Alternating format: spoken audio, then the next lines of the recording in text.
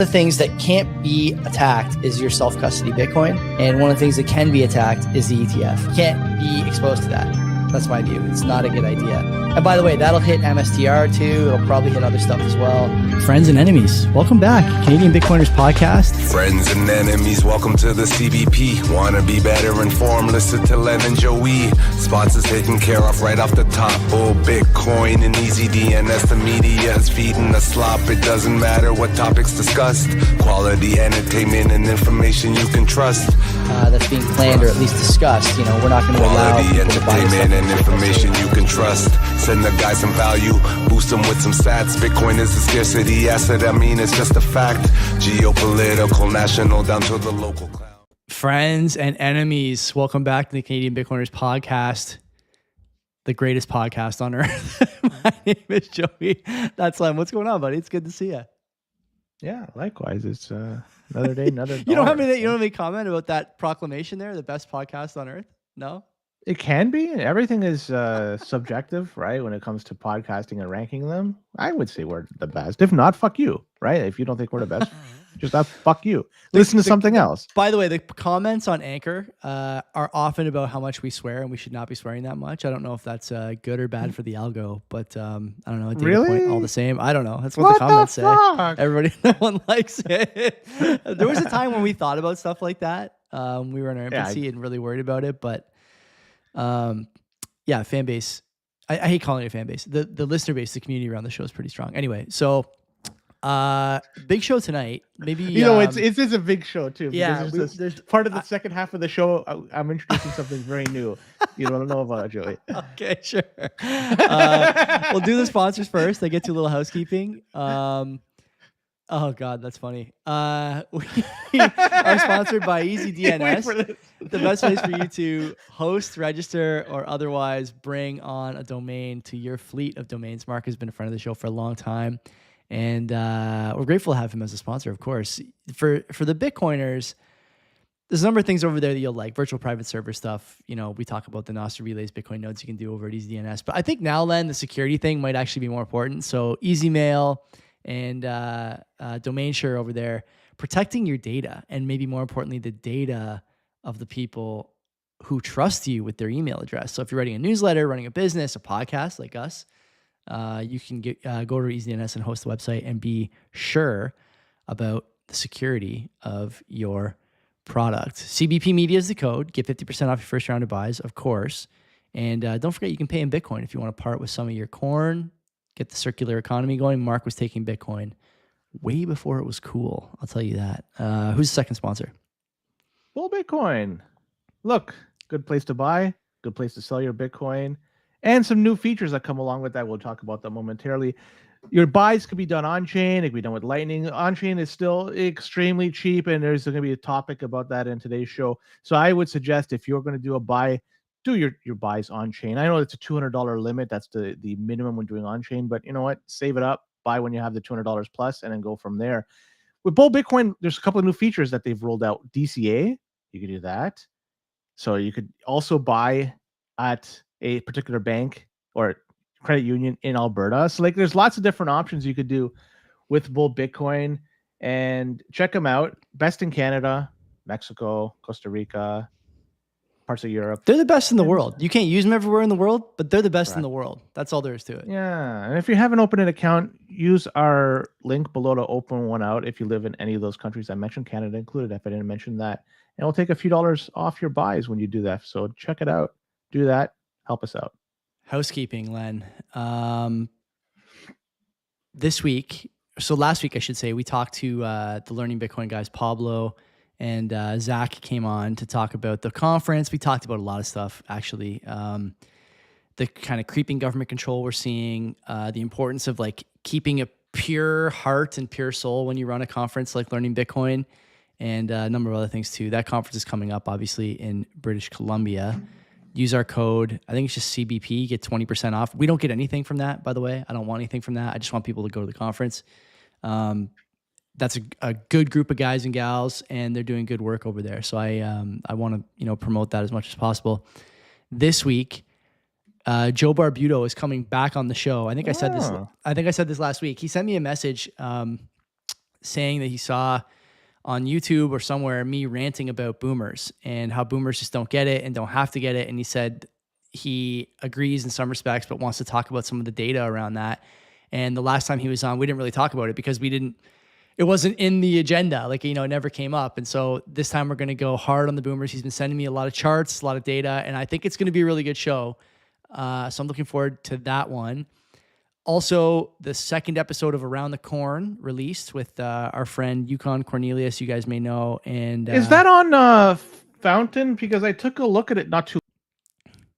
Oh no, Len just dropped off. What happened there? Where'd he go? You're back. Come back, Len. Come back. Yeah. I'm here. You Strange. talked about Fountain and the intelligence community Fountain? took you out. So around, it's not. I haven't claimed it. I don't know how to claim it, but I will eventually get to that as well. You know what's interesting, Joey? There's also some other podcast called Around the Horn on Around Fountain. the Horn is an old ESPN show. So let's go Around the Horn. Yeah. So we just released our second episode of that. We recorded that last night. We were going to record 3 of them it. for Around the Horn. Oh, really? I don't Yeah. know. Well, mine will be there at some point, and it'll be stronger than these other ones. So we did that. And the reason we had to record it Sunday instead of the usual Saturday is because I blew up my healthy ACL on Saturday playing football. The good one. The one that was, you were born with it. It was it's OEM. It's OEM. I was saying to Len that, the one of the benefits of being, not to toot my own horn, but to be like still fast in my late 30s is that you can play with kids who are 20 years old, 20, 21 years old.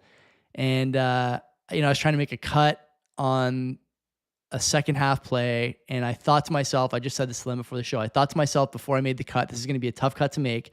I pumped my foot out in front of me, my right foot. It was way too far out in front of me. And so not only did I hear and feel the pop, I also saw it, which was pretty gnarly. So unlike last time I did this is before any of you guys knew me. I was probably like 23 maybe when I tore my other one. I did not just lie in bed feeling sorry for myself for 2 days. I've been walking on it and biking. And now I am basically, walking more or less fine, which is great. A little swollen, obviously, but all things considered, not bad. And even in Commie Canada, if you know the right people, you can get a doctor's appointment in 24 hours. So I have an appointment tomorrow afternoon to get the ball rolling on what'll probably wind up being a surgery. See, after all this talk about Canada's healthcare and this and that. Well, the Canadian healthcare is terrible. I know is. people and know how to advocate for myself. And so I know how to get an appointment in 24 hours if I know what's wrong with me. I can do that. So my but I don't think a lot of mother-in-law people can. this past weekend cracked her hip. Oh, And so surgery is not required because of based on where the crack is. And she's in a private room, surprisingly. So she's been in there for the last 2 days and will be there for the next day or two, I think. So interesting. yeah. And she doesn't speak very much English. So she didn't advocate for herself. My wife, her daughter was the one that's doing that. So yeah. So kudos to what's going on. Like, I know a lot of people are complaining about it, but your experience recent seems rather good. If you know what to do, if you know what to do, the common denominator there in both cases is that there's advocacy, right, for your situation. So yeah, interesting. Like, I have a good physiotherapist who's a Bitcoiner, I won't mention, who I called right after the injury happened and got some advice from about how to keep it from getting worse. And like I said, contrary to popular belief, you have to get on it, which I kind of knew from the Achilles tear, but I wanted to make sure it's a bit of a different injury. And now, Len, it's funny. This is ACL hour on CBP. When I had my first surgery about 15 years ago, my friend had his at exactly the same time. Same injury, same everything, different doctors. My surgeon, Rick Ogilvie, guy's a legend. He retired recently, unfortunately, so it'll be someone else at the table when I'm under the knife in hopefully a few months.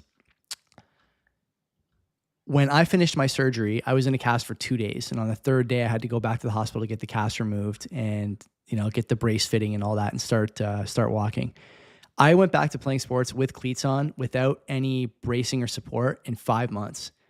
And that's pretty good. I'm proud of that still to this day. And I still talk about that when people ask about ACL surgeries, because a lot of my friends now have torn it doing all sorts of different things over the years. My other friend was in a cast for 10 days and never went back to playing sports. And so, I really do stand by this idea that you have to get on this stuff earlier. Now, Len, when you finish your ACL surgery, you're given the locking brace, the Donjoy kind of standard outfit that you get for an injury like this. I don't know if the brand is still Donjoy, but mine is a Donjoy from years ago. And they basically have you walk to your car.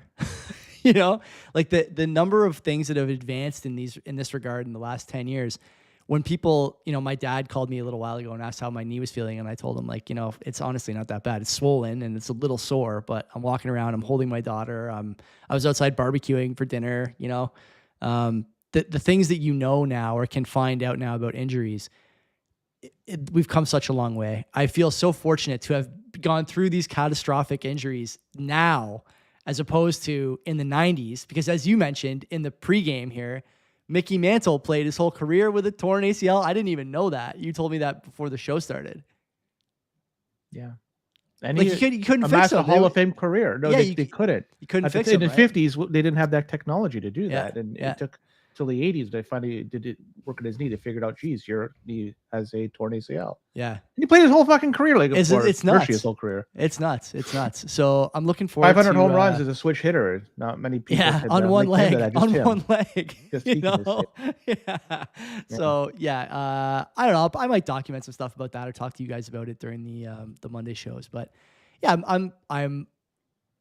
I'm looking forward to, in a very perverse way, the challenge of returning to athletics at my age and with my play style. I'll probably be 38 when I go back to playing.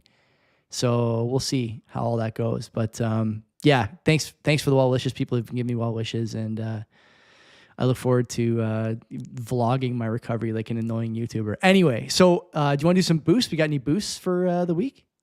Can we access them? Has Oscar Mary allowed us to see the boost this time around? Any technical difficulties? No, there's no issue. No, okay. There's three worthwhile to mention. Wartime 333 sats, and he writes in, "Love you guys," with an emoji of 2 beer mugs doing a cheers. So love you too, Wartime. Thank you. How do you do the heart? Can you do the heart well? I think it's that's pretty good. Is that it? I don't know. Yeah, I'm not that very good. This looks like a Mario 2 onion more than a heart, I think. But anyway, that's a shitty game, Mario 2. By the way, it's the worst one of the. Because it's Doki Doki Panic. It's not fucking Mario 2. That's right. I forgot. It's a port or clone, right? Yeah. I forgot about that. Yeah. Apparently, we're just not worthy enough to get the real Mario 2, which is too hard for the Western audience. Fuck you, Nintendo.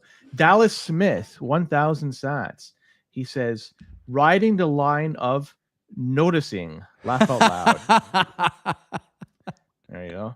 And last but not least, we have Doug, 1021 sats, and he says the year 2021 was all about girlfriends and Lambos on BlockFi loans. This time around, we have wives, maybe a kid. Well, Joey anyway.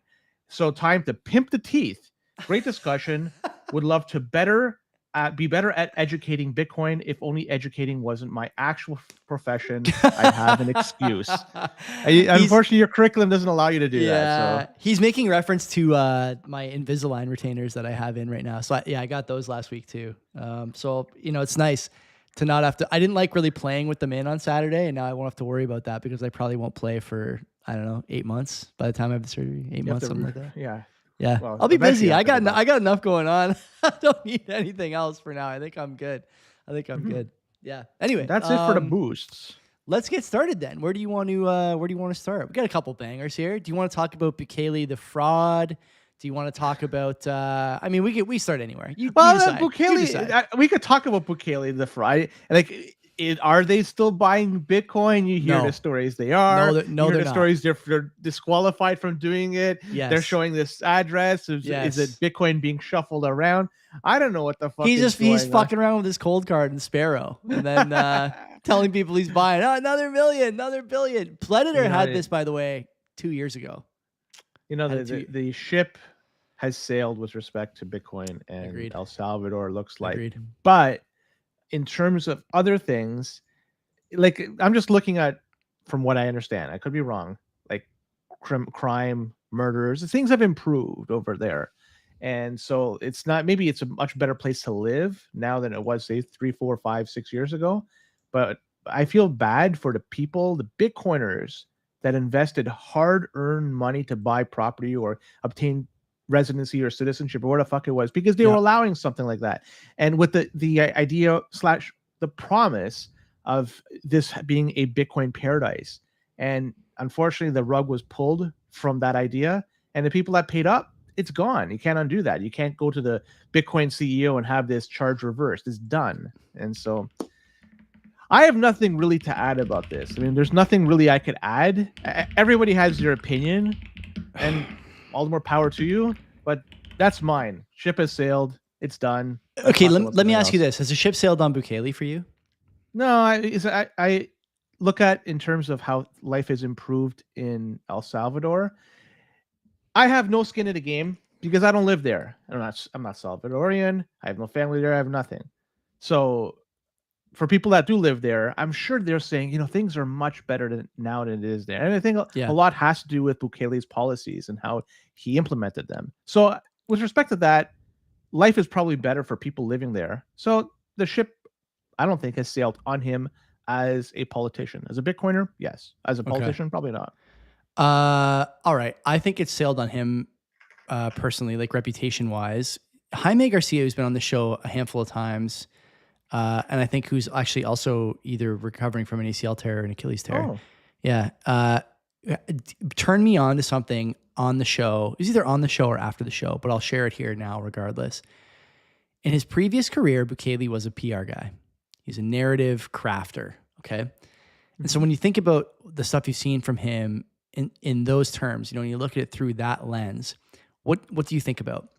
You think about all kinds of spectacle from him over the years, whether it's 2-kilometer long human centipedes of tattooed gangsters in El Salvadorian jails, or it's Bitcoin City renderings with tons of glowing lights, YouTube thumbnail style, or it's the volcano bonds that never materialized, or it's visits to the White House, visits to Miami for the Bitcoin conference, you name it.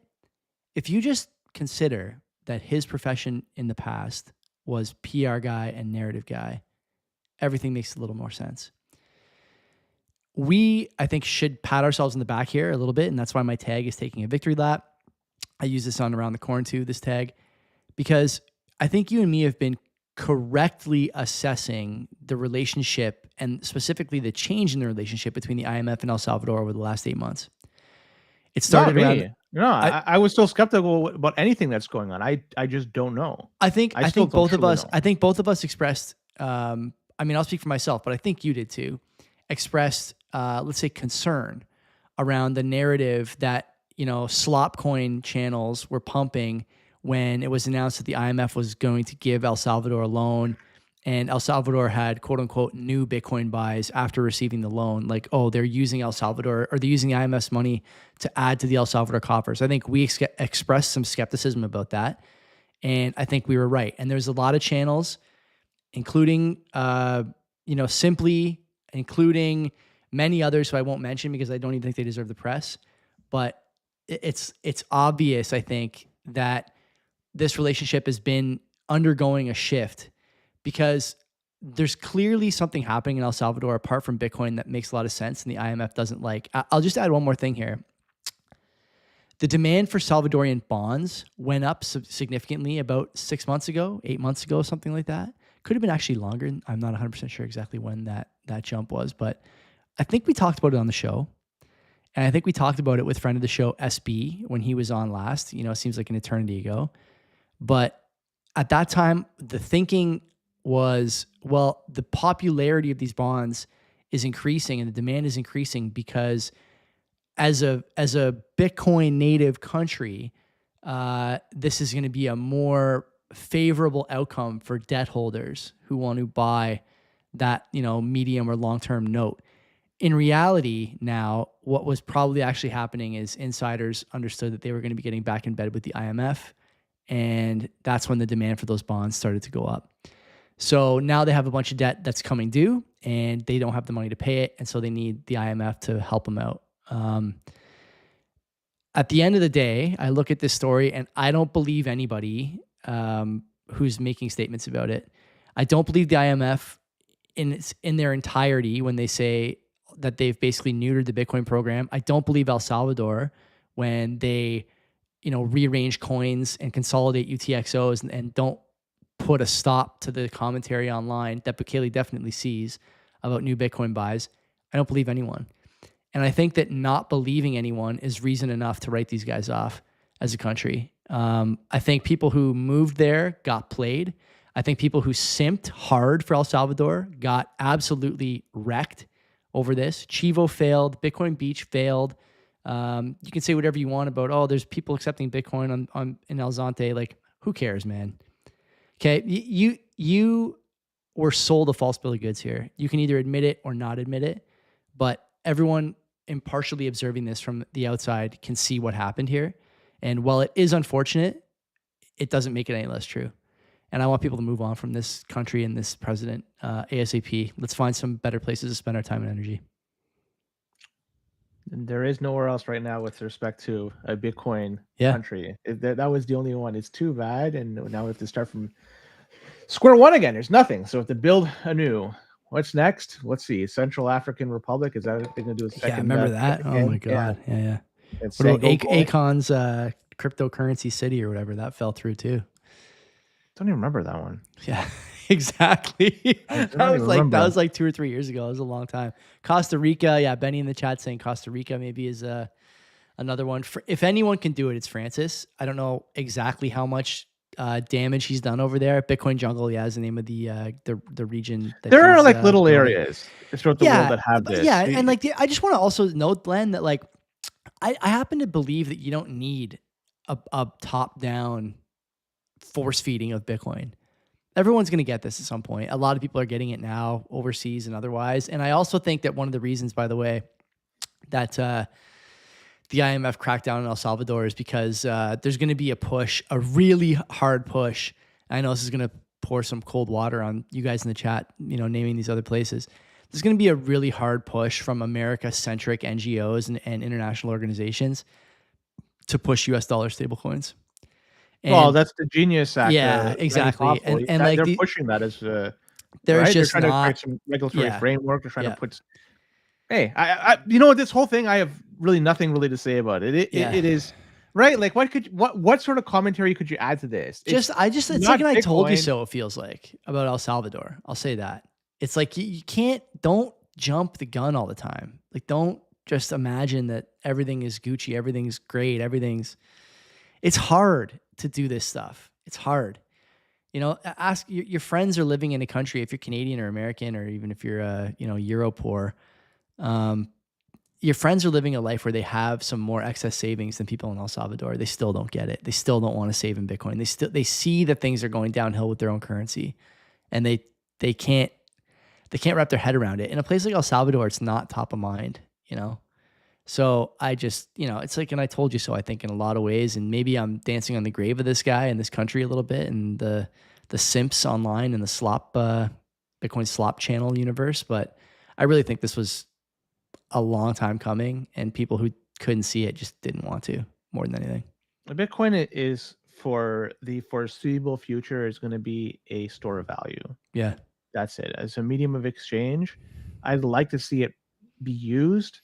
And even with that, like, Trump was talking about, or somebody from the White House, was the press secretary, whatever the fuck it was saying that they're considering putting a threshold in of $600 before capital gains is going to be applicable. And I like that type of mood, because then you're now pushing the narrative of Bitcoin being as a medium of exchange, and we have to start doing it. Is unfortunately right now the requirements in Canada and the US are challenging enough, because you have to calculate how much you bought it for, how much you sold it for, then report that to the tax authorities and pay your capital gains. Don't forget too, Len, like you're always on this, and I think a lot of people don't realize that it's not just a shtick. But even if you send Bitcoin from a wallet you control to another wallet, like that's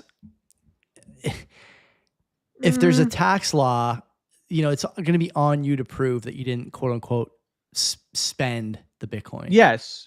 Like, it's the conversion of Bitcoin to something not named Bitcoin. That's when it's a taxable event. Yeah. As long as you're, if you control both addresses and you're moving it from one address to another, and you could prove that you have control of both addresses, it's very simple to do. So they wouldn't be able to nail you to the cross for not paying your taxes there. But this is a move. I hope they go ahead with this.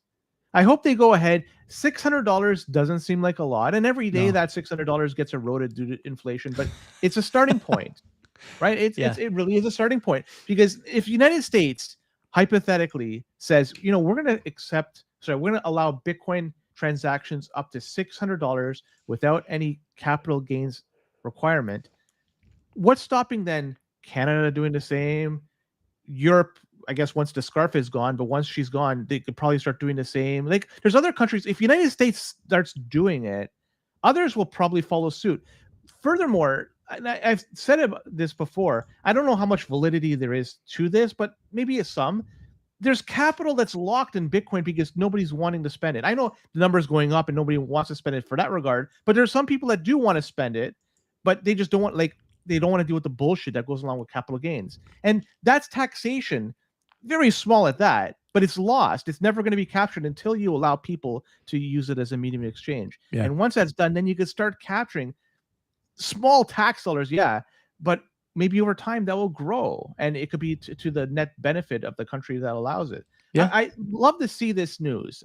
Bitcoin is a medium of exchange, and we have to start, or people have to allow us to do it without the bullshit that's required with capital gain requirements and reporting. I understand it's the law, but it's still, we could ask for this to be changed and just allow us to do it, because a lot of people have KYC Bitcoin. And that stuff, if they really want it to check it out, if you start spending it, it goes to a wallet that's known, to whatever. And then, you spent it, you didn't claim any taxes. Now let's do an audit your previous years. And then you don't want to go through this process. It's just not worth it. No, I totally agree. The only thing I think about when I hear like $600 de minimis tax exemption is, are we accepting too low a number and celebrating this kind of low hanging fruit? I mean, not we're Canadian. We don't even have that exemption, but the Americans, it's like you could you do better than that? It's funny to me that we just went from, as a community, okay, celebrating the president of the United States at the Bitcoin conference. Like, talk about that's a dub, okay? Like, having the president forced to come to the Bitcoin conference to campaign, basically. I mean, he probably was paid, but let's face it, okay, a lot of people are willing to pay that guy for an appearance, and he still chose that setting. Going from that to $600 de minimis seems like a steep decline. It's a steep drop off in my view. Well, what about him selling Trump or Melania coin? Is that a steep drop off? Or yeah, of course. No, it's all bad. It's all bad. Right. But in terms of, it's not like it just started all of a sudden. This has been a fucking we declined a long time ago. Yeah, okay, but in terms of policy, I'm saying, like, you went from Bitcoin strategic reserve to $600 de minimis, and I see Nate in the chat. Like, I just think that's wrong. Like, I don't think any amount is a win. I think any amount is a starting point, and which direction all these starting points go over time. And like, the idea that you're going to give this up as a dub, I just don't think it's right. Yeah, weed legalization is an interesting comparison. I don't think it's a good one, but we can talk about it. Weed legalization meant, when it first was announced, that everyone could smoke pot. Now, what it means is, you can only buy government weed, and anyone who tries to open any competing weed store gets shut down, fined, and sent to jail. Like, these are significant losses, I think.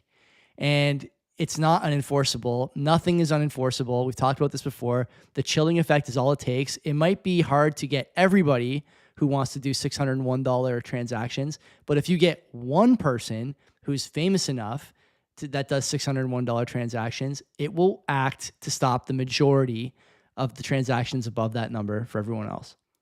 This is a common tactic. Happens like this all the time. And like I've said on the show before, calling things unenforceable, calling things wins, blah, blah, blah, fine. But, we've done so much as a community in the last 10 years. Why should we give up at 600? Why should we give up at, this de minimis tax exemption? It's not the final point. No, but I don't think it's a reasonable point of discussion to say that we're going to start at 600 and it's going to move to 1,000. Like that why is not? Come on. Are we really going to debate this? Like, come on. Why wouldn't? Well, and I think you could acknowledge that there's now more lobbyists within this quote unquote crypto space than there Yeah. were, say, 5 years ago. And the number of lobbyists that are in it are going to probably increase over time due to the amount of now treasury companies and shit like that are involved. So they're now going to get the ear of these politicians way more than they did in the past. And they potentially might be able to push a narrative that has never been pushed before. Not to say that it's going to stay at 600. It will go to I think that if it started at 600, it's the one thing that I think was really going to be bad here is if there's going to be the Democrats winning next election, because Yeah. they're going to look at this and say this is tied to Trump. For sure. So something that's tied to Trump, we want to undo it. And I could see if Trump enables it, the Democrats remove it altogether to zero, to where it is today. That's my fear. Yeah, I don't know. And but in the grand scheme, I can't address everything I see in the chat here, but I'll tell you that I still disagree. And Nate, to your point, it's all love. I just, we these are good things. Maybe the thing we can agree on is that these are good things. These are good problems to have, overall. Yeah. It's a step in the right direction rather than a step in the wrong direction. And there's a lot of steps that are happening in the wrong direction. Let's be honest. And I guess let's talk about another one that's very popular this past week. And it was Cantor Fitzgerald and Adam Back forming a strategic partnership. Oh, God. I could not believe that these two, not that I would ever even consider, like, Cantor Fitzgerald never really crosses my mind, and Adam Back slightly more than Cantor Fitzgerald, but not very much in my life. But these two entities, I've never imagined that they would come together. And what are they doing? Like, Adam Back with this move, Fiat Maxi, maybe. I mean, how can one say he's not after this? They're teaming up to create a Bitcoin treasury company, right? Yeah. And it's going to be named the Bitcoin Standard Treasury Company, BSTR, and it's going to be publicly traded. And publicly traded is a great way to say they could dump on retail, and it's going to be done through a SPAC of all things. Oh, God. Cantor Equity Partners 1. That's the company that they're going to be doing the SPAC with. It's one of those shell companies that exist simply for this type of fiat bullshit. They're going to take advantage of that. And at the onset, this is the very interesting part. 30,000 Bitcoin they plan to have at the onset when this starts. And reports are saying Adam Back is going to provide 25,000 of his own. 25,000. What the fuck? And they plan to raise $1.5 billion through a private placement in public equity for a rationale or reason to buy more Bitcoin. Yeah. So, Bitcoin treasury company seems to be vogue these days. If you want to park your money in it, by all means, go ahead. I wouldn't recommend it, but again, it's one size. The glove doesn't fit all sizes. My glove, I only buy on chain and fuck everything else. But I see this. I don't know. I mean, people are gushing over this because they're seeing two big names coming together. I don't give a fuck. I honestly do not give a fuck about this. Isn't the question to ask here, why is Cantor, a month after starting a similar company with Mallers, starting now a SPAC with Adam Back? Why? That's a really good question. What am I missing there? Like they're doing this twice, so they're I guess cornering the the SPAC market. has, I don't know. Yeah, I don't know. I have no 25,000 Bitcoin probably does a lot. I don't think Mallers is putting up that. No. Right? So if he did that, I don't think they'd go ahead with this, or maybe they would. I don't fucking know. They had this shell company sitting there. They had to do something with this. But what is the point? Like, how many? The Bitcoin treasury company thing is interesting to me. It has been since it started with Saylor. It still is now. And I don't know I still don't really understand exactly what the value prop is here. It's fine, I guess, to have a company that wants to buy Bitcoin. I'm not sure that that's enough for a company's stock to rise. But they do. And I'm not justifying it. They do for now. I don't know why. But as soon as they fucking announce it, there's an instant pump, and still it happens. Yeah. Like, what the? This is the same as the miners back in the day. Do you remember in like 2022, there'd be an announcement of a roadmap of a, power purchase agreement, MOU, and a miner would say we're going to deploy another, terahash or whatever of juice, and the stock would pump. Like, okay, that's good, I guess. Then you had Saylor say that he's going to buy Bitcoin with his balance sheet, and then he started to really go hard and issue debt to buy it. Now he's issuing prefs. I just got a message from someone I know talking about the prefs from the last little while. The ATM is being utilized like 99% plus, and the prefs are doing nothing now. So that whole narrative about the preferred shares being the meta is done. Like, even the companies that are doing this can't seem to do it well enough with one vehicle to keep running. Then you have, of course, like the Meta Planets. Say what you want about Semler, they sell medical equipment. Meta Planet was like a failing Japanese hotel chain, I think. And now they're, the most traded stock on the Japanese market. That I think you can even buy it here in some of the big five investing whatever envelopes. TD, RBC probably all have it. I can't get it on Wealthsimple, not that I would. And so you got to ask yourself, like, number one, when does this stop? Number two, when does the money that's in these companies start to pull to buy Bitcoin? And then I think if you're a bull, the question is, if these guys start pulling money to buy Bitcoin out of the equities, does it just drive the equity prices higher anyways? Like there's got to be some limit to this. I'm not sure what it is. It's like the fourth dimension, right? Like I can't perceive it. I can kind of feel the general, I can explain the general theory around it, but I can't really pin down when or how this is going to end. But it does seem like it's going to end, doesn't it? It's just, there's too much. Like, my instincts tell me this is too much. It's too heavy. It can't keep going on. I guess. Do your instincts tell you that? I mean, apart from the fact that you wouldn't buy any of this stuff anyway, doesn't this tickle your top instinct a little bit? Yes, and the reason why is you got to go at the very, very root of it, and the ones that are the players behind this, the UTXO management, the people with the Len never misses a chance to take a shot at David Bailey. He never misses a chance. Well, why would I in this one? if your spidey senses are tingling, they're tingling for sure. They are tingling. Yeah. I don't think David Bailey is like, the guy that you're talking about. There's a couple other guys I would put higher on the list. I don't know. Why not? I'm not saying I agree with UTXO management strategy. I'm just saying there's other people on this list of like culprits that I think I would put above. I know I would put above him. But they are directly behind Metaplanet, for instance. Yeah. That's for one and you talked about it. So in terms of one that is very popular. Keep talking. I'm going to pull up Bitcoin treasuries.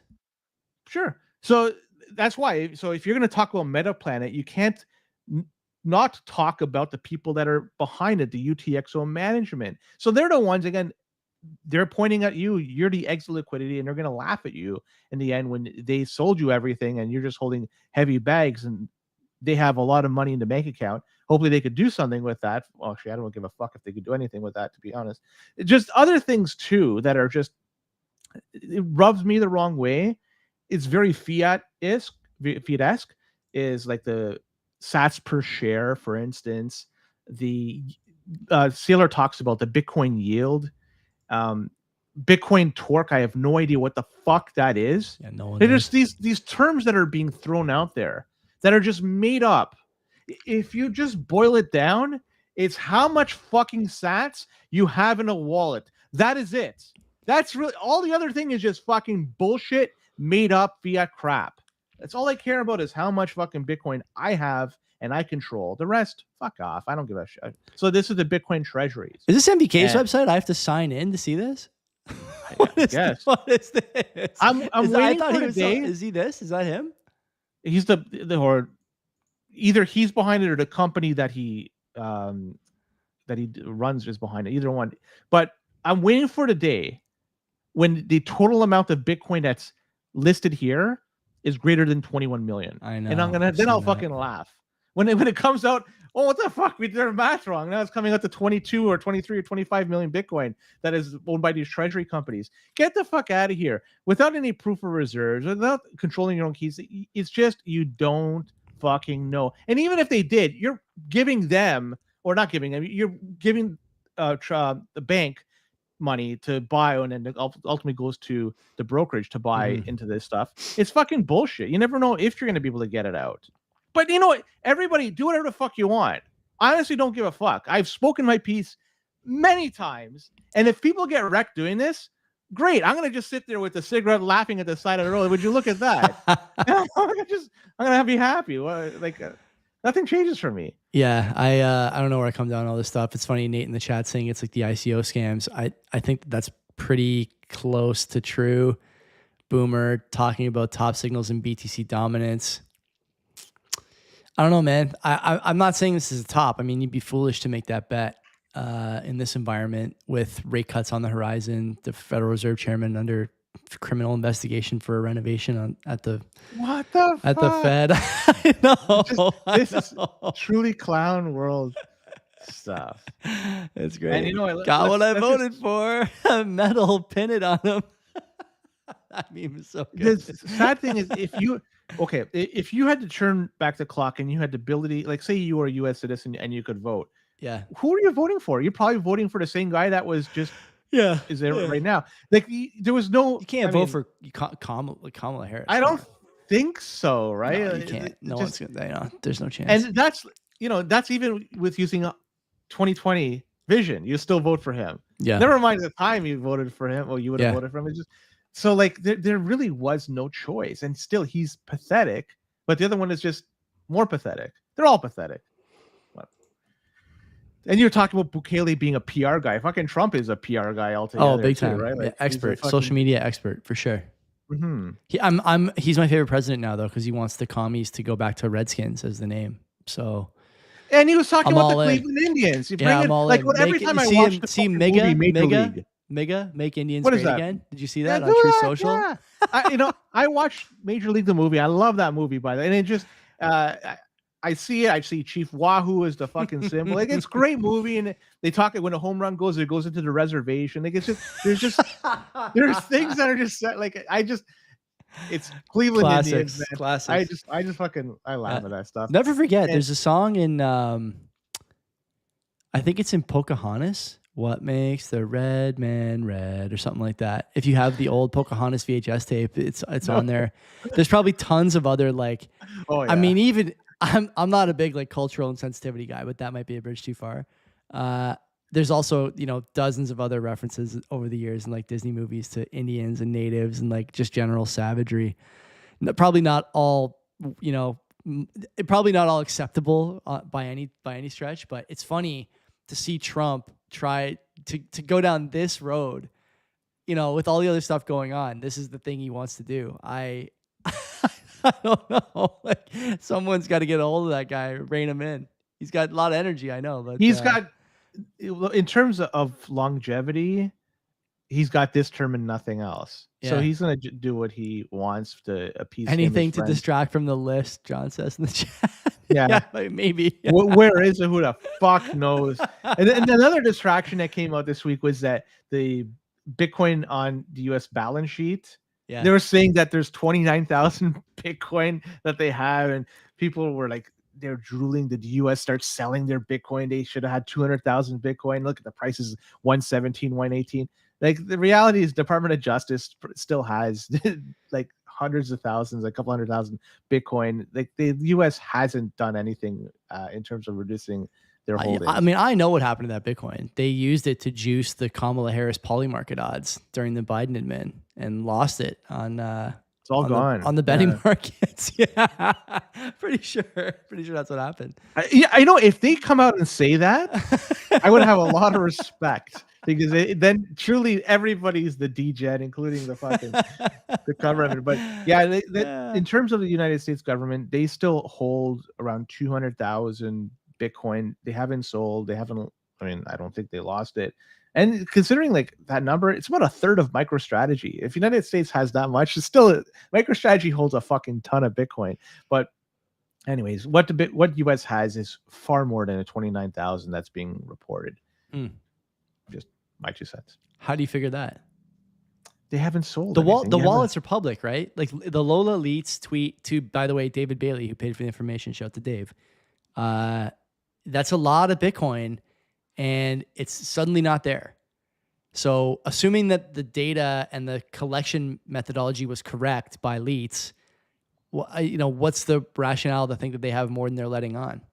Other people that do chain analysis, they believe that the Department of Justice hasn't moved anything and it's just still there. So that 200,000 is still sitting there. Interesting. Okay. Yeah. I mean, something to keep an eye on. Ultimately, do you care about this though? Like, does anyone really care? Well, look, United States has Bitcoin on the balance sheet. Yeah. They gained it through confiscation. They didn't mine it. They didn't buy it. It was just simply through confiscation. Why did they have to sell it? I kind of do care. Personally, I prefer they keep it. Yeah. Okay. There's selling it. They have a money printer, right? If they have essentially an infinite amount of money that they have available to them, what's the rationale of selling the Bitcoin they have now for, I don't know how many billion that's going to be? Is that really going to turn the tide in terms of that $37 trillion debt that's racking? Like nothing. It's right. It's not even going to make a fucking dent in that. We make fun of Germany. Germany sold in the $50,000 to $60,000 range, about 50,000 Bitcoin they sold. People make fun of that. And that was just last year they sold it, right? If they held on to that, the unrealized profits would be 100% of what they sold it at. And they could have used that to do whatever they had borrowed against, or you just simply hold on to it. Like, why? What's the rationale for selling it? Like, it doesn't make any sense. I understand that if they mined it, if they used something like they focused their own energy to mine it, or they bought it somehow, I can understand selling it like at a higher clip later on. But if you confiscated it, it's almost, I'd say it's virtually free. It's aside from the cost for the manpower or people power, let's call it that, to confiscate it. Really, what was the cost? It's nil. Fucking hold on to it. Yeah. UK is another one. Yeah, Pablo saying UK is likely to sell soon too. Yeah, I believe that all these governments have sort of a weird incentive matrix around holding Bitcoin or selling it. I realize that they got it through seizure or forfeiture, but at the end of the day, if they're holding something that's not gold and not their currency or a foreign debt note, the question then becomes like, why are you holding it? You don't hold anything else, so why are you holding this? And it's a tell a little bit, right? Like this thing is going up in value. We think it's going to appreciate faster than X, Y, or Z. We're not trading it for X, Y, or Z. We're keeping, option A here. I think they almost have to sell, or at least have the facade of selling. That's it. Yeah. Yeah. You can say, we'll sell it in the future. You just never do it. Whatever. Oh yeah, we'll take care of it. It never fucking gets done. It's funny on the Chainalysis website. Like I'm just kind of looking around here for more discussion on this. The Chainalysis website talks about this a little bit, but there's not a clear kind of indication of whether or not they actually have it pinned down. How much the government has or doesn't have. So last I checked, around 200,000. Isn't the other thing too that's worth noting that this probably would have been a lot easier to find out 3 years ago. And now that Bitcoin is even more mainstream, and there's probably people that are working for the White House that are experts in like UTXO security and whatnot, that this is going to become harder and harder to pin down over time. Like you may never get a clearer picture than the one you have today of what the US government holds. Because by the way, as soon as they start telling you exactly what they hold, that's when you know that they're not giving you the full picture. As soon as they start making announcements about their holdings, that's when you know their holdings are either more or less than what they're letting on. I hope like everything else. I hope it is what it is. Like it is like they have 200,000 and they just haven't sold. I would love to hear that. And because Germany, we made fun of them, and they deserve to be made fun of for selling. UK, they plan to sell 57,000 Bitcoin in not too distant future. Do you know the reason why they want to start selling? The UK wants to sell this? No. They desperately need the revenue to balance, or to not balance, to at least close the gap from the fucking debt that they have. Is that the reason they're giving? They're giving that reason? Yes. Wow. Yes. 5 billion. That's tough, man. That's really tough. They're going to be getting 5 billion pounds from this sale if they go today. And that, if you look at it too, because you have these 4-year election cycles, the long-term planning just really isn't there. You're not thinking about a legacy for 20, 30, 50, 100 years like China is doing in certain cases. You're just looking about this election, maybe the next one. So selling Bitcoin now to try, just like the PCs did in Ontario when they sold or leased the 407 for 99 years, right? Like that kind of thinking works great in the short run. That this, for today, but tomorrow, oh fuck, we screwed up. Who cares? By then you got reelected. You're happy. That's all it is these 4-year election cycles that is driving these policies and these decisions Totally. to sell this Bitcoin. They could hold on to this. And again, this is Bitcoin that they confiscated. The UK confiscated this Bitcoin. It's not like they used a existing power plant to mine Bitcoin. They bought the ASICs and that energy could have been potentially sold to the grid to users. And so this is something that's just confiscated somehow. So again, the cost of doing this is minimal. And so they haven't now. They've been given this gift and they're just going to liquidate it for the purpose of what? Because they can't balance the budget, or they have a difficulty of at least managing the budget. And you think once this is gone tomorrow, what are they going to sell next? A bridge? Like they're going to have nothing left at a certain point. And it's like, not that the UK is going and trending in the right direction. It's certainly trending in the wrong direction. But this is another reason why it's trending in the wrong direction. Guys, fucking don't sell it. And gals. Yeah, but also don't expect governments to do the same. They're not thinking for the long term, like Len says. Do you want to do one more story and then go over to notables? Do you want to go notables now? No, we'll do one more notables after. Well, I just want to talk quickly about the mempool. It's still, at least as of yesterday, empty. Like someone's shitting it, and they have to shock the pool now. It's empty. And so people, okay, what am I talking about? It's just the amount of Bitcoin transactions in the queue waiting to be processed. There's very little. We've had periods of time where it spikes and goes down, but it's been like this for quite some time where there hasn't been much. And because there's not very much, fees are low, right? Because you're not competing against anybody. So you're talking 1 sat for BByte is very common for some transactions, especially if you're willing to wait an hour or so. They'll go through. But now people are talking about, let's reduce it even further. Let's go to 0.1 sats per VByte. And it's a gimmick. I like it. I mean, but it's really, Blue Wallet is saying that they're going to be doing this in the next release. They'll be offering up this feature for people. Like, great. But I mean, fuck, it's cheap as it is. Like, you cheap asses, man. Like, it's good to have options, but man, like, what the fuck? I shake my head when I see this kind of stuff. But it's good to see the options there. ETF effect, I think, right? Where's all the sure? Yeah, for sure. It's for people that wanted to buy Bitcoin, had exposure somehow. They're getting it through an ETF or through MicroStrategy or whatever, and so that's taking a lot of pressure off on-chain transactions. Mm-hmm. So for the, I guess for that we could say it's a good thing. But that's the only good thing I think I'm going to say this.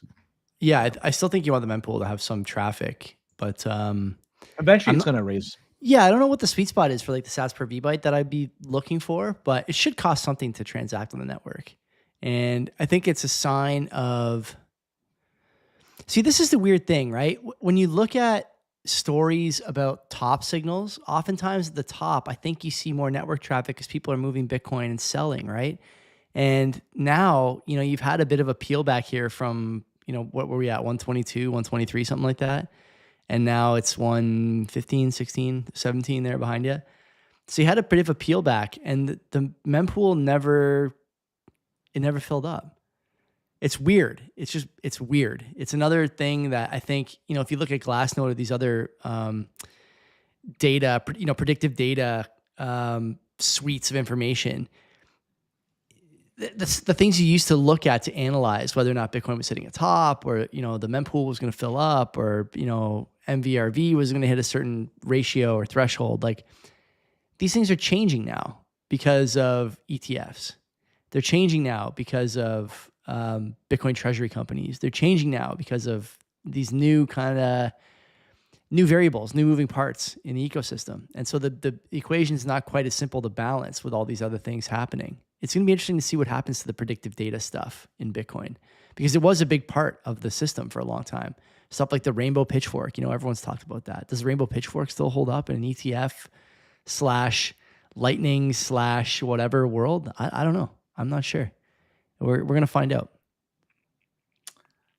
John, so just John, if you if you go back to 2017, I remember I was trying to get my brother into Bitcoin. John is saying that it's only since like February 2025, it's the death of ordinals that's, causing this. If you go back to 2017, it was like $40 a transaction to send a transaction. And so like there are times when it was very expensive and, ostensibly the traffic was actually a lot less. But SegWit, was that available in 2017? It's late 2017. So I think maybe SegWit came on. Yeah, SegWit was available then. I think it came on before then. So, maybe they didn't have the addresses all linked up at that point, or, if you're using a non-SegWit address, but like this has been, this has been interesting, right? So the ordinals thing is not to be discounted. I don't want to sound like that's what I'm saying, but there's been ups and downs in this mempool cost for a long time, the transaction cost for a long time. So we'll see what happens here in the next little while. If we get a run up to 150, would you expect to see, I shouldn't say if, when we eventually get a run up to 150, would you expect the sats per VByte to significantly rise with that price? I'm not sure that I would. I don't know if there's a correlation between the two. I don't know either, but historically there was, and now there doesn't seem to be. So I think John's got some. If you're listening, you should. The chat's got some good commentary here. I can't respond to everything, but there is some good discussion about what exactly is causing this and the ups and downs over the last 8-9 years. So it's more rationale for people to consolidate their UTXOs. Pablo just said the same thing in that chat. Consolidate. 1 million is the number I hear is a minimum, but you can do something that's higher, like 5-10 million or whatever. Do even 100 million, right? Right? Just keep taking a bunch of 100 million. So I don't know, whatever fucking works for you. Just enjoy. Man. Whatever. Let's go some notables here. So if you're on audio, come back tomorrow. If you're on video live with us, then hang in. We're gonna jump over to some notable stories, and Len claims to be introducing a new segment. I'm not sure, but it sounds like it's gonna be good. So hang in, and we'll see you over there. Don't be a cock. Good stuff. Okay, well, are we going to start with the new segment? No, Okay. We'll end the show on this. All right. We've talked about the UK. Let's stay with the UK because it's at least it's topical for today. And the Prime Minister Starmer is saying that his government, they plan to introduce legislation to do something very interesting. They're going to add Bitcoin to the balance sheet. The Bitcoin transactions under £600 exempt from capital gains. No. They plan to reduce the voting age to 16. I love this story so much. Next general election. Currently, it's 18 is the age which you could vote, just like many other places. You got to be 18. And okay. The goal for this, they say, is to modernize democracy. And so by expanding it to allow people at ages 16 and up is going to be, helping to achieve that goal of modernization of democracy. Also, with this, they plan to allow people to use their bank cards as voter ID. Bank cards as voter ID. So the list of countries right now, I got a list. It's rather small that allow 16 years and older to vote. So 1, 2, 3, 6 or 7. Austria, okay. Brazil, all right. Cuba, Ecuador, Greece, Indonesia. So those countries, they allow 16 and older to vote. Would you say that there are thriving countries that it's improved things? I will leave it up to you to decide. Yeah.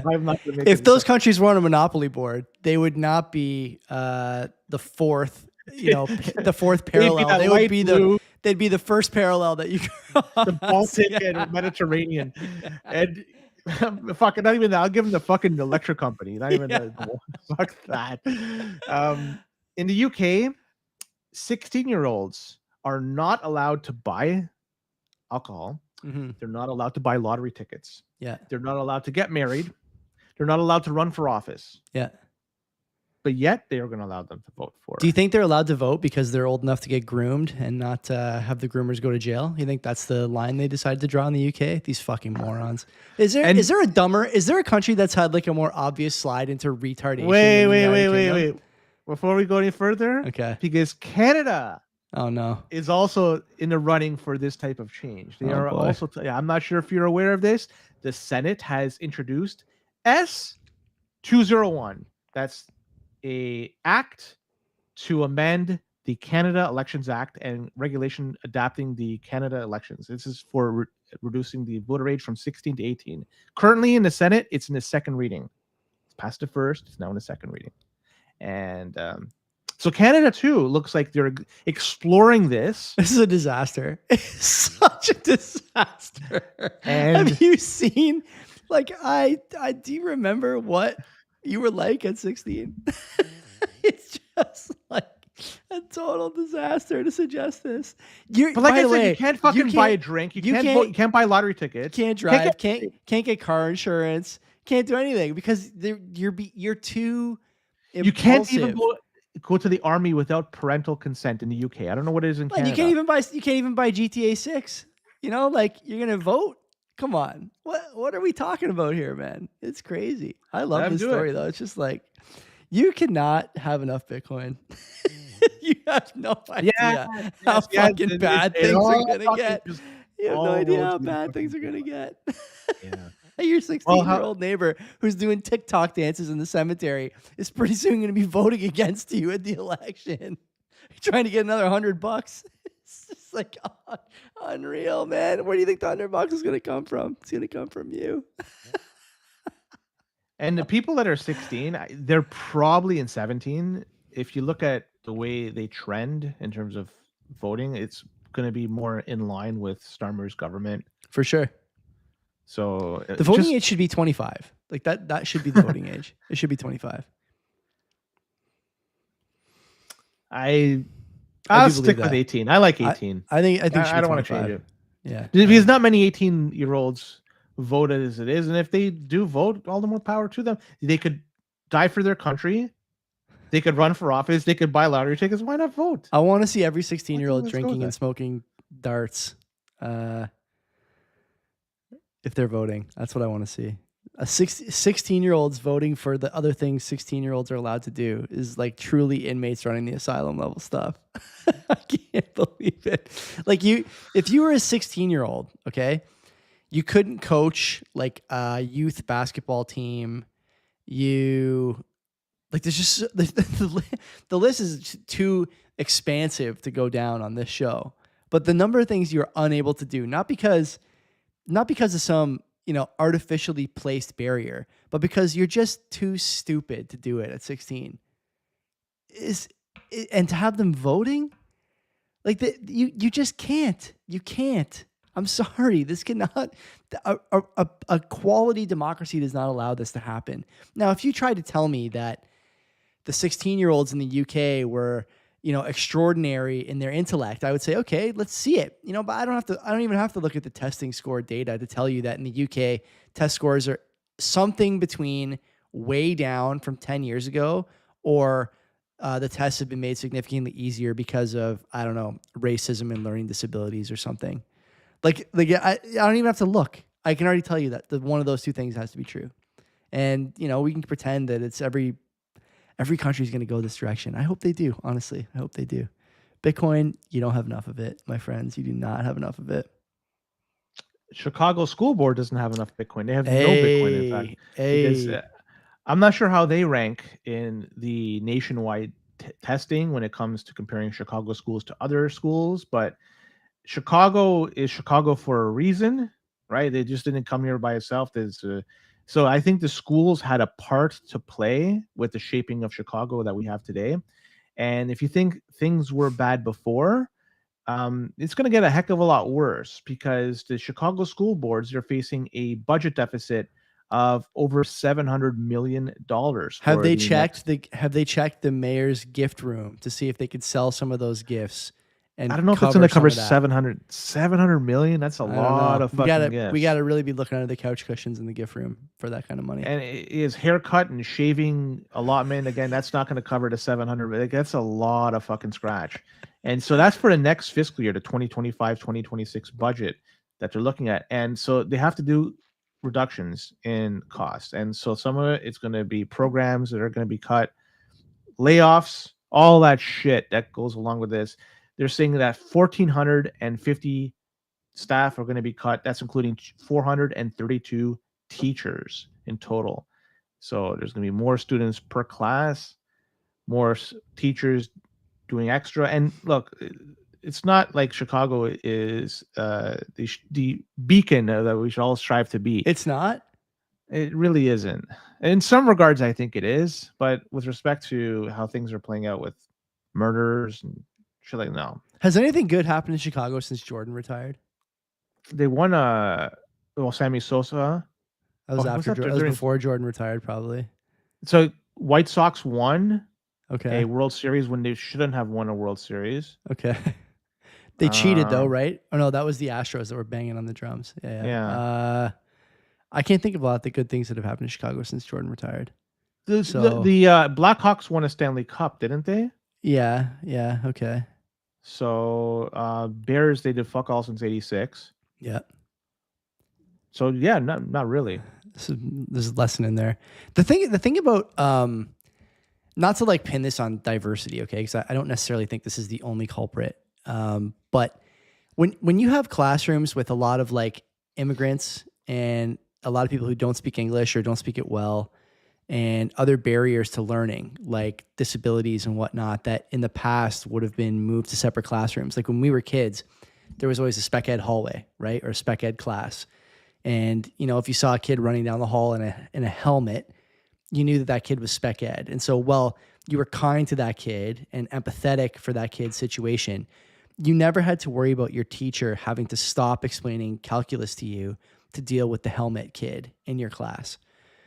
When you think about Chicago and schools and deficits and all these things, what you should be thinking is what's happening that's diverting attention from developing the top end talent in that city. And it's clear to me that there's at least some role being played by this idea that there's too much going on in classrooms. To your point, you know, it starts with the schools. There's too much going on in classrooms. Teachers cannot give kids the attention they deserve when the potential in those kids is high. But maybe more importantly, good teachers will leave these areas, right? They'll flee, because why would you want to spend your time in a classroom where you can't deliver in the way that you want to, the way that you're capable of, and the flywheel continues to turn, right? As far as the deficit that the city's dealing with, this is the same city that also promoted stuff like state-owned grocery stores. They were going to force certain stores to not be able to close due to crime. These people running Chicago are just not that bright. There's really no other way to put it. Lightfoot before Brandon Johnson and whoever was before him, like these people are not that bright. And I don't know how else to put it besides that. Look at the quality of the proposals, the quality of the policies, the quality of the people running different branches of their office. And finally, Len, the most important thing to look at, just look at the way these guys address some of the most obvious difficulties their city has been having for, you know, the better part of 2 decades now. They don't have any ideas. It's just one poor idea after another, and anyone who criticizes them doesn't get it or is a racist or whatever. But like, it's just the average person, like the normie, doesn't care if they get called a racist or a bigot or whatever for criticizing bad ideas anymore.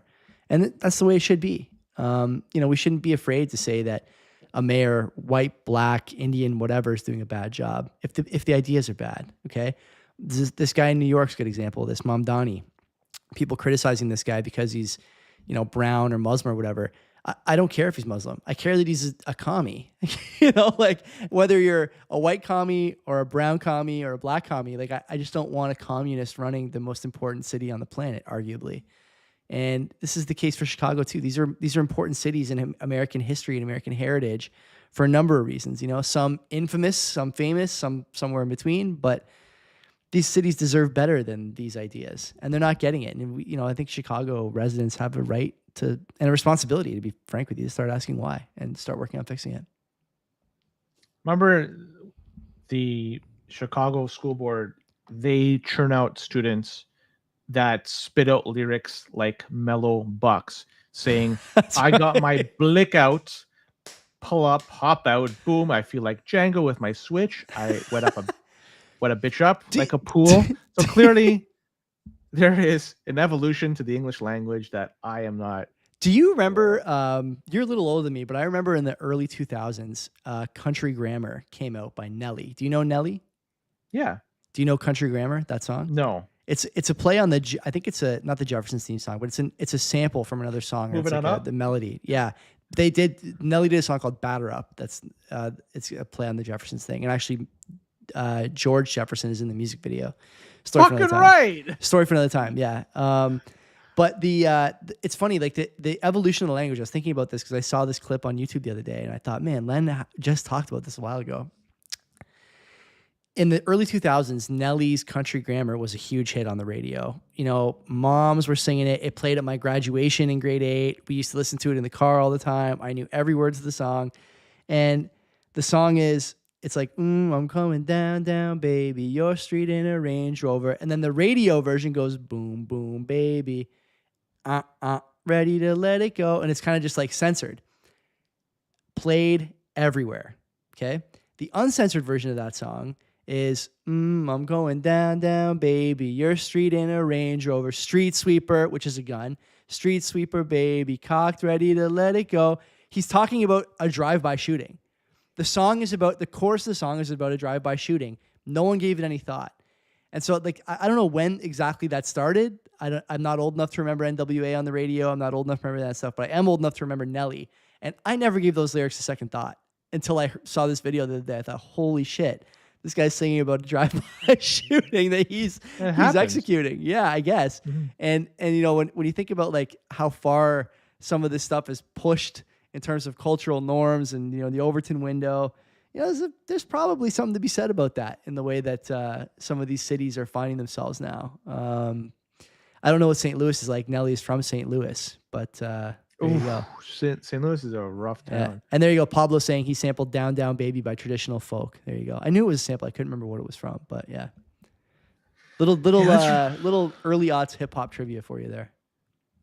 Let's recap what's transpired in Canada in the last couple of weeks or so. Sure. In the world of crime.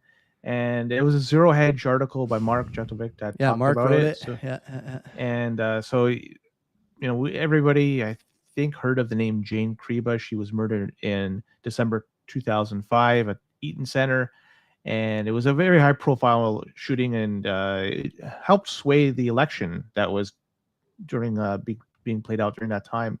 The guy that was responsible for the murder, Jeremiah Valentine, well, apparently he was assessed at a 76% probability of reoffending if released. So you're hearing this stat, I guess you'd figure, why release him? They did. In January of this year, he was released. He was paroled. And shortly thereafter, just a couple of weeks ago, he shot up somebody, killed somebody in Montreal. So there we go. Revolving door. Yeah. Then we heard about this lady, the former, she was a retired nurse, Shaznaz Pestonji, what I'm going to butcher her name. Anyway, 71-year-old. She, poor lady, you know, she just celebrated her 47th wedding anniversary with her husband earlier this month, and that's going to be the last time that they're going to celebrate it, because she was stabbed to death in the East End of Toronto by a 14-year-old.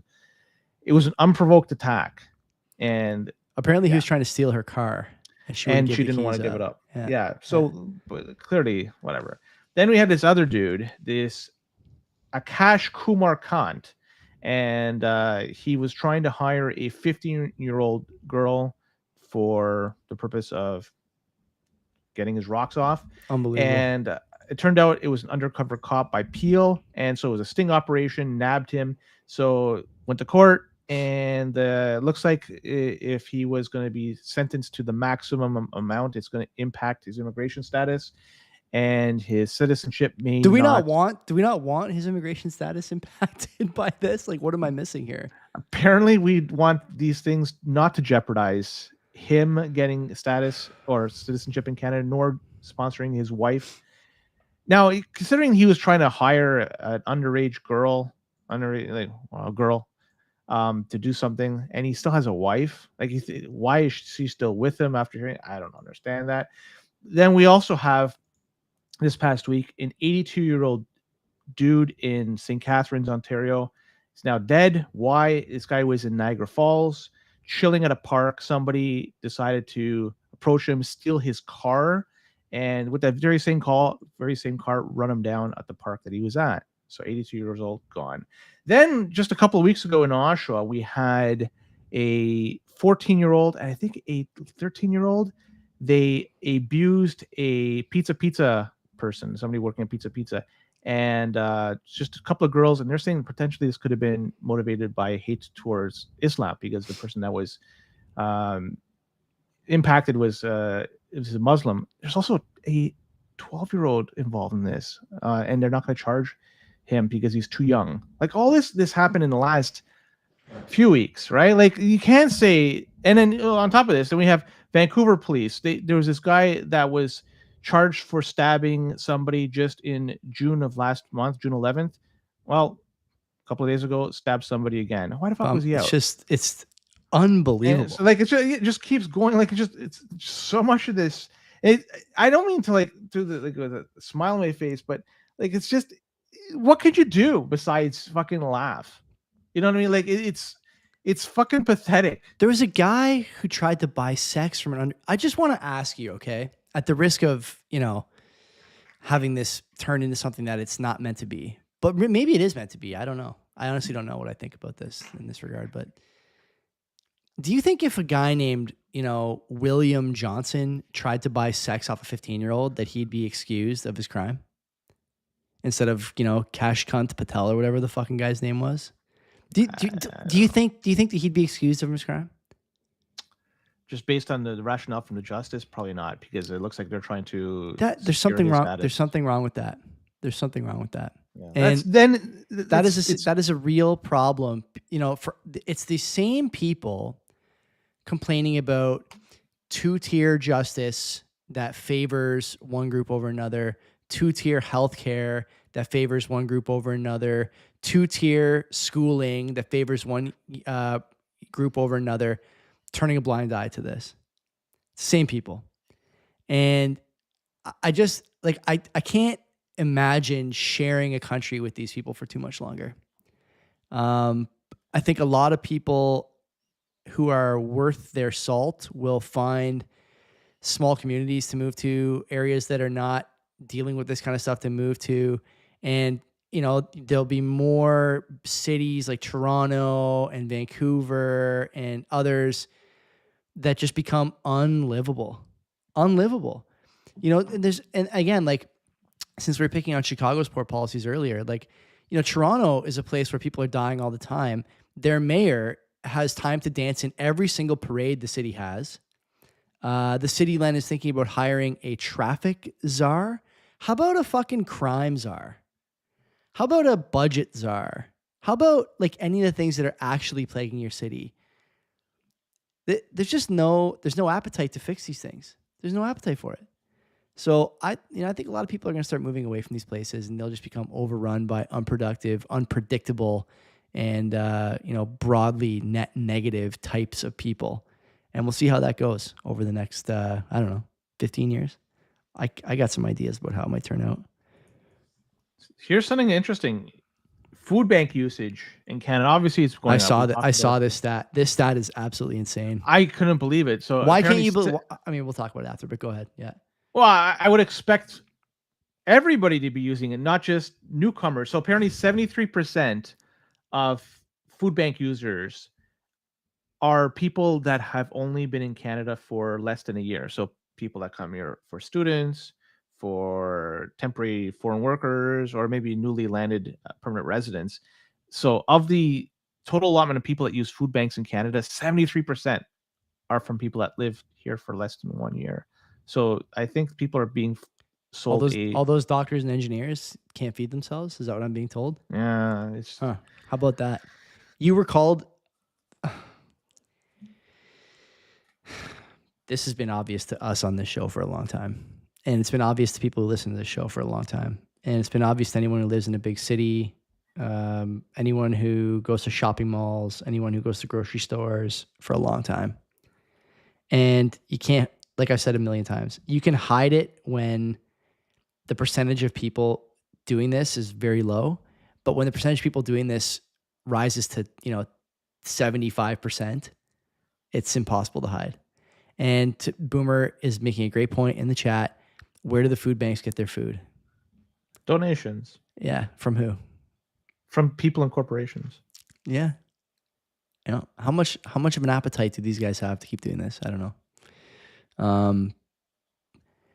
There's no work for immigrants. The population grew by 2.5 million since 2022, and we only added 250,000 jobs as an economy. That's government data, so that's probably massaged. You got the food bank usage. What did you say? 73%, right? I think it was the number I saw. Yeah, people have been here less than a year, and I think also then if you expand that out to 3 years or less, it jumps into the 80s. So you got that going for you, and what is the word that comes to mind with all this? I think with every story we talk about, it's easy to kind of get blackpilled, but we have Bitcoin, and so It's the end of it's society collapsing. the word is right? The word is unsustainable. Yeah, it's just all unsustainable. It cannot continue. You cannot be the West cannot be the world's soup kitchen, food bank, employment center. Like it just doesn't work. It does not work. And you can see the writing on the wall, and we're all just going to pretend that we don't see it. Well, not people in this chat, but again, you cannot have enough Bitcoin because the money that comes down the pipe is going to be like, it's going to be like the Noah floods, and you're going to have people wondering why they can't afford anything, why their house is no longer worth anything, why they're, why they can't afford kids or and the answer is going to be because of the printing. The printing is going to have to come because you can't just keep having 75% of the people you welcome into the country using food banks. And by the way, and now I understand we're targeting 20,000 of these people to bring up to 9 dependents, grandparents, parents from their home country. From wherever, yeah. So, I mean, you're really going to multiply this by 9 and try to get people who are old. You've been sold this false bill of goods. And again, there's a reputational investment by people who've been pimping this, from your family to your colleagues to your neighbors. We need to do this. Our demographics aren't shifting, that we're getting too old. How does bringing in 9 people for every one person, all of whom are going to be older than the one person, help the demographics? Like, who still believes this? Who still believes this? This is This is a shift. This is a shift in demographics that you're not going to be able to bounce back from. And most importantly, they're all going to vote one way. Stockwell Day talked about this with me on the show a couple of weeks ago when he was on, that immigrants come to Canada and are generally conservative, small c conservative by nature. They value traditional stuff, their family, all that. But when they come here and can't afford anything, they need handouts. And you shift from small c conservative to small l liberal very quickly when your stomach depends on it. And I think this is hard to argue with. I can't imagine people still making a case that this is about demographics in terms of aging populations. It's clearly not. It's clearly not about any of that stuff. It's about prolonging power for one party, and it's working. And it's going to keep working. I don't see a path to the Conservatives winning an election anytime soon. Do you? Yeah, it's certainly possible. Oh, fuck. Because How?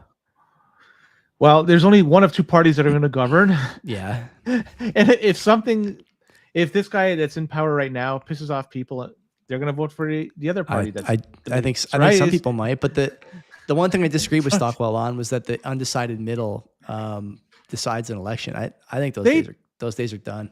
No. I'm a believer of that. There's still enough undecided middle that will be the tipping point one way or another. I don't think there's enough in either of the camp to keep it going. So, all right, let's go to the new segment of the show, Joey. I want to go through. Is there a graphic for this? Should I put a graphic? No graphic. Okay. We'll call it the Hamilton versus Brampton man. Okay, I got two stories here. Okay, yeah.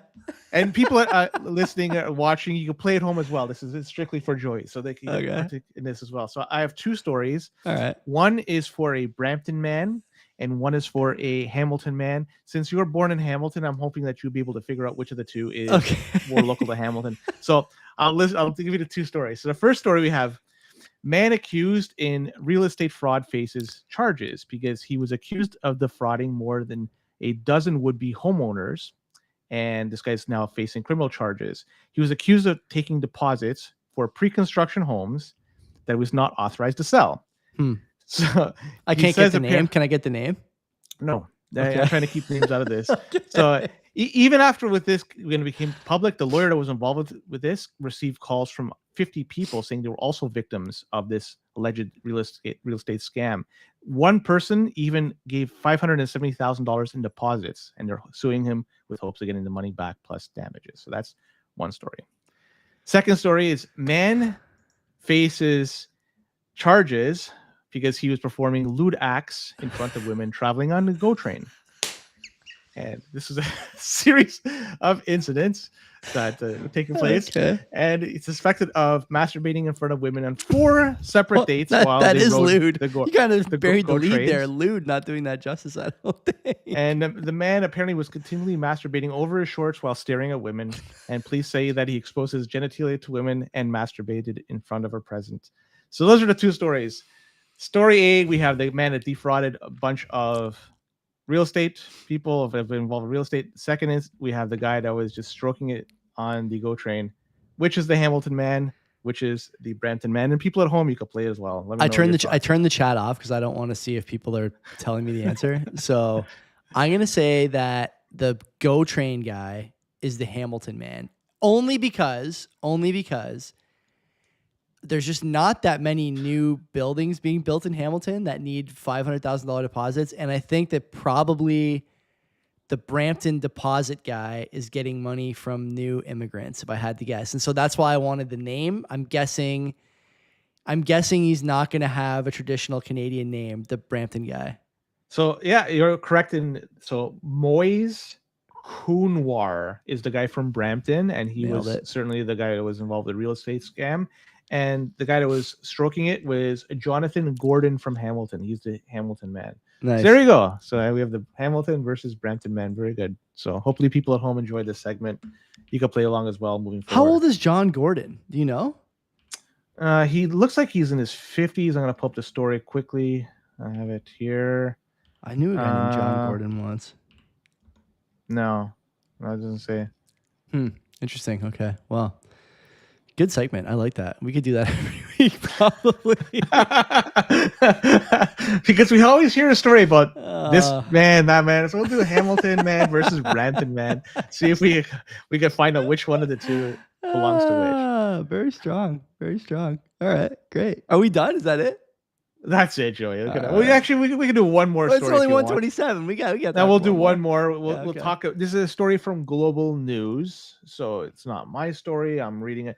The title of the story from Global News, by the way, I'm just rehashing it's it. never good. Before joining cabinet, the public safety minister wrote immigration support letters for terror group member. This is from Global News, by the way, not from me. And according to the article, I'm reading it verbatim. He wrote letters urging Canadian officials to approve the immigration application of a man that they had determined was a member of a terrorist organization. And the letters were dated from 2016, and before he was before he joined cabinet. The cabinet member is Gary. I can't pronounce his last name. He's a Sri Lankan dude. So it's his first week on the job, guy. That guy. Yeah. He so said, I think he's talking about a PAL license with Buddy, who used to be a YouTuber. I can't remember his name. Lawson, something like that. It's kind of a heavier set guy. I saw that clip maybe a month or 2 ago when the government first came into power. Yeah. Okay. So he's writing letters on support of this guy named Senthuran Selvakuraman. Hopefully I pronounced that right. Anyways, apparently he was involved with the Tamil Tigers, that has been deemed to be a terrorist organization. CBSA had said there's national security and public safety implications for having this guy be granted status. Also, as well, this guy claimed to have made a mistake over 2 decades ago when he claimed refugee status back in the UK, based on a false story of relatively low involvement with the Tamil Tigers. How does one have relatively low involvement? And forget about that. What's high involvement? I wouldn't know, but like if you go by Sopranos characters, okay, like are we talking like is relatively high involvement like, you know, Big Pussy, or is it Christopher? And relatively low involvement would be like like mezzo soprano? Like how low on the chain are we talking for relatively low involvement? I don't know. Maybe he's the water boy of the team, and he just simply just He's the providing them with paper boy? refreshments.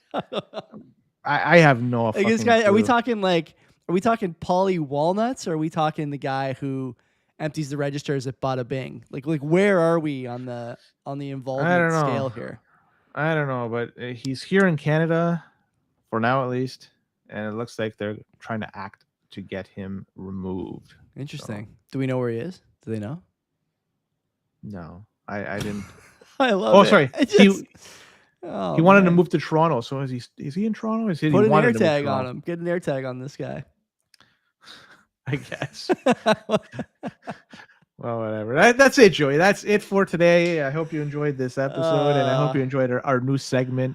I'll be back next week with hopefully some news stories, Brampton versus Hamilton, man. And play along at home. Maybe you'll win a prize if you get Well, right. We all win a prize. Let me tell you that. We're all fucking winners. Oh God. All right, we're getting out of here. Come back That's it. Wednesday for me and for Joe Barbuto and I talk about the downfall, the decline the Boomers are in for. I can't wait to hear more about it. It's right up my alley. Until then, take care of yourselves. Don't write support letters for Tamil Tigers.